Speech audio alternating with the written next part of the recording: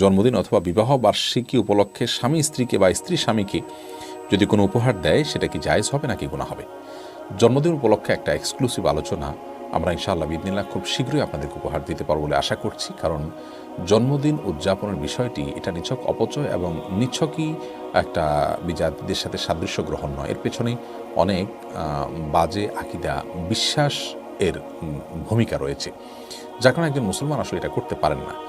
অতএব জন্মদিন উপলক্ষে কোনো ধরনের আনুষ্ঠানিকতা সেটা নিছক আপনার কি বলে এটাকে, নিছক আপনার পারস্পরিক সৌজন্যতার অংশ হিসাবে করা উচিত নয়।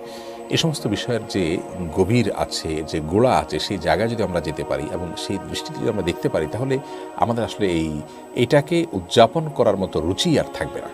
এজন্য আমরা ওইভাবে জিনিসটাকে দেখার চেষ্টা করবো ইনশাআল্লাহ বিইذনিল্লাহ। এটা বিভিন্ন আপনার কি বলে মুশরিকদের শিরকপূর্ণ বিশ্বাস এবং অনেক পুরাতন শিরকপূর্ণ বিশ্বাসের জায়গা থেকে এটি এসেছে এবং শয়তান থেকে এটি এসেছে অনেকটা। এবং এ বিষয়ে বেশ অথেন্টিক অনেকগুলো তথ্য আমাদের কাছে আছে, ইনশাআল্লাহ যথাসময় আমরা শেয়ার করব। বিবাহবার্ষিকী উপলক্ষে আপনার এটার পেছনে যেহেতু কোনো গোড়ার ইতিহাসে কোনো বাজে বা নোংরা বিশ্বাস বা ভুল বিশ্বাস এরকম কোনো কিছু নেই, সেই হিসাবে বিবাহের বার্ষিকীর দিনটা স্মরণ হলো, স্বামী স্ত্রী একে অন্যকে আপনার জাস্ট এই দিনটার কথা স্মরণ হয়ে তাদের ভালো লাগা কাজ করলো, এটুকুতে দোষের কিছু নেই।